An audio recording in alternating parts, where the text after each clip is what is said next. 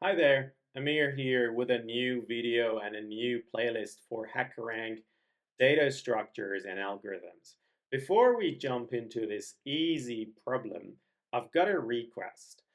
86% of the people who watch my channel have not yet subscribed, and they might not even realize that. But every subscription helps this channel big time. It allows me to reach more people and teach more students. So if you could do me a favor and hit that subscribe button, you have no idea how much that really helps me grow this channel. But please do subscribe and let's jump into this. As I said, I'm starting a new playlist for data structures from HackerRank. I will solve all problems using Python, so stay tuned and make sure you save my channel for upcoming videos. This one is a very easy one. It's called Array DS, or the arrays data structure. I'm just going to click on it and I'm going to run you through what the problem is in this white screen. This is my HackerRank. And I've got another screen, which is a Jupyter notebook or a Jupyter lab that I'm just going to solve and teach you how to think about these problems. That's my goal. You can get large language models to give you the answer, but what I'm going to do here is break the problem into smaller pieces and solve it as such. I normally will provide multiple different ways, so stay until the end of video because this will teach you different ways of solving the problem. And I think that's very powerful in making you a critical thinker. So this problem is described as an array is a data structure that stores elements of the same type. This is quite important because in an array, you can literally store any type of data, but you just need to make sure all data types are the same within the array.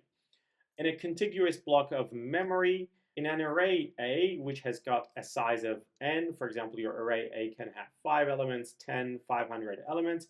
Each memory location has some unique index. It's like lists, but this is called an array. We use it for more of mathematical operations, but for now, let's forget about that. Your task is very simple, is to reverse an array of integers. So if you've got an array, and we use square brackets for arrays, if you get 1, 2, 3, your job is to reverse it to 3, 2, 1. For example, 1, 2, 3 here needs to be printed 3, 2, 1 in the output. I'm not going to really read through all the tasks, but there is a function that we need to complete, which I will show you in the code. The function is called reverse array. Now, you will receive an array and you will return a reversed array. But the input format is quite important. You will first receive a number. In this case, number 4 will define how many integers will be in the upcoming array, which is pretty obvious here. I will receive an array of size 4 because we have 1, 4, 3, 2. And our job is to print 2, 3, 4, 1. So printing it from the other way. Now, for me to do this, I will have to write this code in my own way. But also, before doing that, I need to look at what HackerRank has already given me. Let me see, I have some libraries that have been imported by HackerRank. It's the math library, operating system, random, re, and sys, which is standard libraries. And my job is to complete this function, and the function is called reverse array. You will see that it's a function here. It is not complete, and your job is to complete it.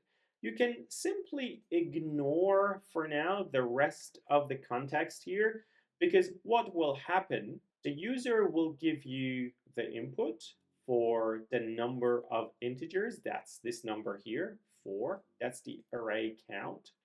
And then the user will also give you the number of values that go into that array, which is called the array. And the reverse array function will just turn it around and print it from the end to the beginning, which is called the reverse array.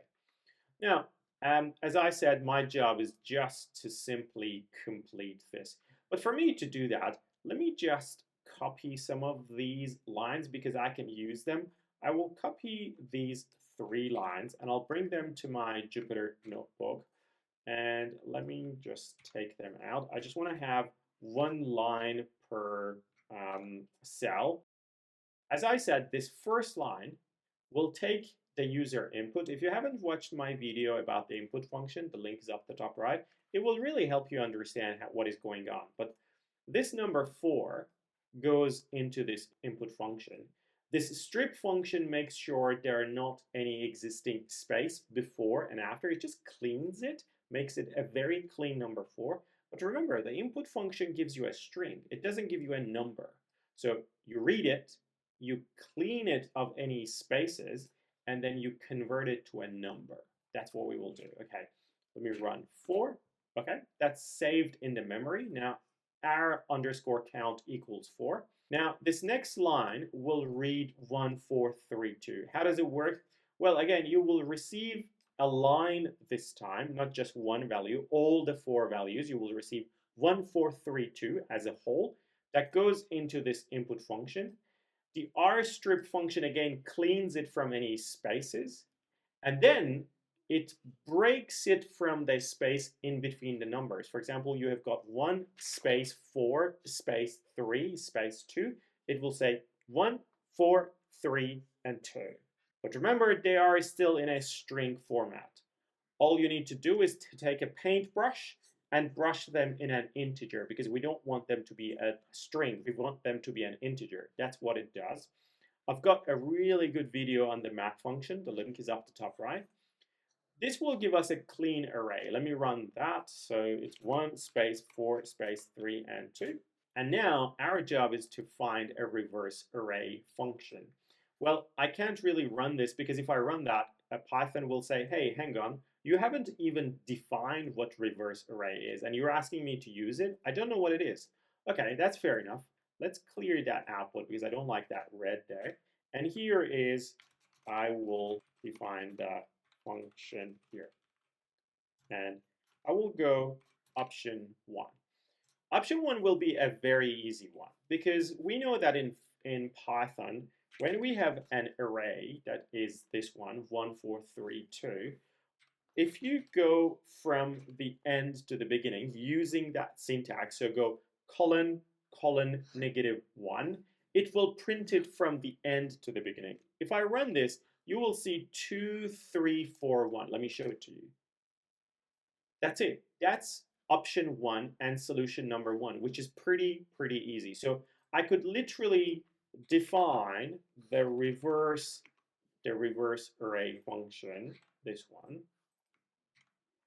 which receives an array, and all it has to return is array going from the end to the beginning. That's the solution. That's solution number 1.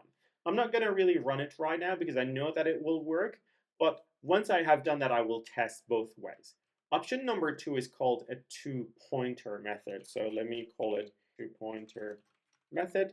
This is very easy to think about it, but also it can be challenging to put it into code. But think about it this way. If you've got an array, I'm just going to show you the original array, which is 1, 4, 3, 2. If I swap 1 and 2, if I change them, and then move forward and change 4 and 3, I would have literally reversed this whole array. Because when you think about it, you've got 1, 4, 3, 2, right? And I'm just going to start swapping. If I swap 1 and 2, I will have 2 and 1. Now I have swapped them. And if I swap 4 and 3, I will have 3 here, and I will have 4 in here. You will see that this will allow me to kind of reverse this array. But how would I do that in code? Well, I will literally do exactly what I said. In option number 2, I will again define a reverse array that receives an array. That's easy. But what I will have to do is to define 2 new variables. My variable number 1 will be called left, and my next variable will be called right, which takes the length of the array, but 1 less. The reason being, the length of this array is 4. Let me show it to you. If I show you the length of array, it equals 4. But in reality, in Python, we start counting from 0.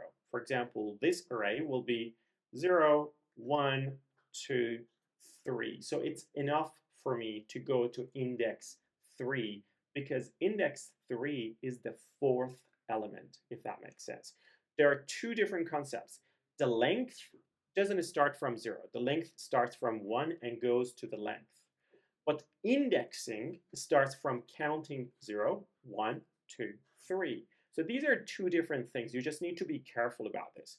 That's why I'm saying, yes, take the length, but minus 1.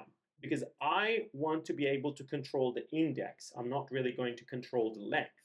Hopefully that makes sense. If you have any questions, drop in the comments and I'm more than happy to answer them.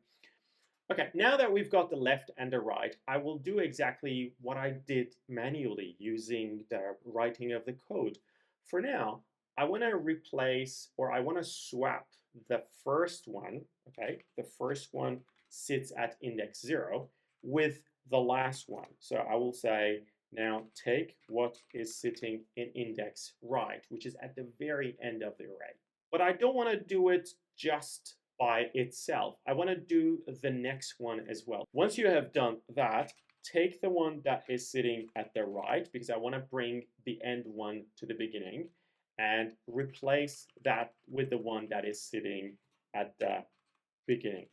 So now I am swapping them one by one. So one goes so one goes to the place of 2, and 2 comes to the place of 1.